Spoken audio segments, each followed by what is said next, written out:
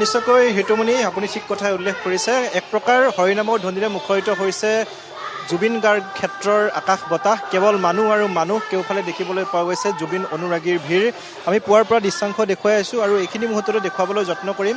বিভিন্ন প্ৰান্তৰ পৰা অহা অনুৰাগীসকলে ভিৰ কৰিছে। এফালে নাম কীৰ্তন, হৰিনামৰ ধ্বনি আৰু আনফালে দেখিবলৈ পোৱা গৈছে জুবিন গাৰ্গৰ চৰণত ধূপ চাকি জ্বলাই পূজা অৰ্চনা কৰিছে। বিভিন্ন প্ৰান্তৰ পৰা আহিছে লোকসকল। কেৱল যে ওচৰৰ পাজৰৰ লোকসকল আহিছে তেনে নহয়, শদিয়াৰ পৰা ধুবুৰীলৈ বিভিন্ন প্ৰান্তৰ পৰা লোকসকল, গুণমুগ্ধসকল আহি আজি জুবিন ক্ষেত্ৰত উপস্থিত হৈছে। এক প্ৰকাৰ তীৰ্থস্থানলৈ ৰূপান্তৰিত হৈছে জুবিন গাৰ্গ ক্ষেত্ৰ। সমাধি ক্ষেত্ৰ বুলি নকৈ তীৰ্থক্ষেত্ৰ বা জুবিন গাৰ্গ ক্ষেত্ৰ বুলি কৈছে ইয়াৰ লোকসকলে। মই পুনৰ কথা পাতিবলৈ চেষ্টা কৰিম। ক'ৰ পৰা আহিছে আপোনালোক? মই তেজপুৰৰ পৰা আহিছোঁ। হয়, তেনেকুৱা মানে জুবিন গাৰ্গৰ এই অনুষ্ঠান অভূতপূৰ্ব। কিয়নো জুবিন গাৰ্গ অসমৰ সম্পদ, নতুন প্ৰজন্মৰ ভৱিষ্যত।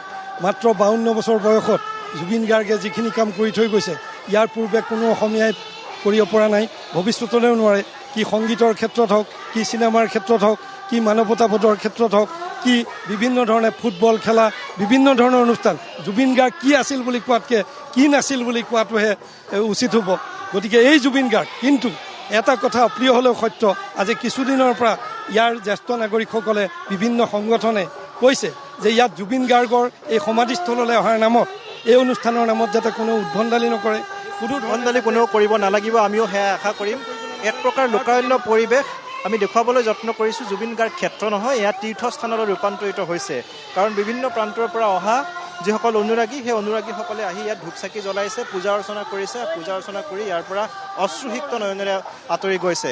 বিগত 30টা দিনে সেই একেই পৰিৱেশ দেখিবলৈ পোৱা গৈছে। যেতিয়াই সমাধিস্থ হৈছে তেতিয়াৰ পৰাই একেই পৰিৱেশ অব্যাহত আছে। আমি নাম কীৰ্তন দেখুৱাম, কাৰণ পুৱাৰ পৰা অহৰহ নাম প্ৰসংগ চলি আছে।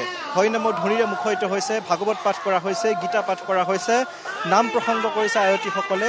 জয় জুবিনদা ধ্বনি দিছে, মায়াবিনী ৰাতিৰ বুকুত শীৰ্ষক গীত গাইছে। কাৰণ এই যিটো গীত মায়াবিনী ৰাতিৰ শীৰ্ষক গীত, এই গীতটো এতিয়া গীত হৈ থকা নাই, এক প্ৰকাৰ প্ৰাৰ্থনাত পৰিণত হৈছে এই গীতটো।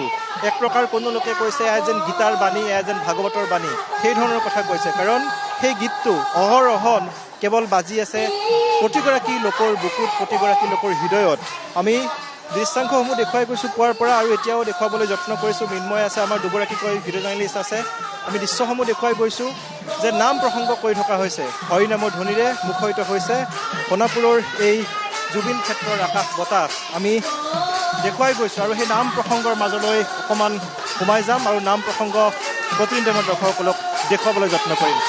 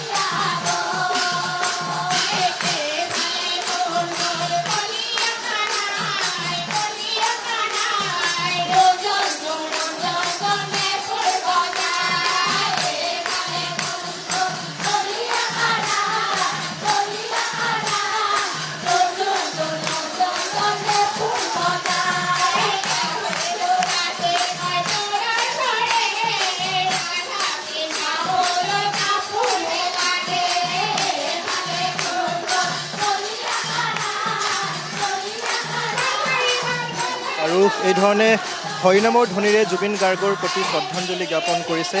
এমাহ জুবিন গাৰ্গবিহীন এমাহ, আৰু এই এটা মাহ সকলোৱে কেৱল অশ্ৰুসিক্ত নয়নেৰে পাৰ কৰিছে। আমি দেখুৱাবলৈ যত্ন কৰিছোঁ কেওফালে মানুহ আৰু মানুহ। ওপৰৰ পাহাৰৰ টিলাটো দেখুৱাবলৈ যত্ন কৰিম। মৃন্ময় আছে, মৃন্ময় দেখুৱাব।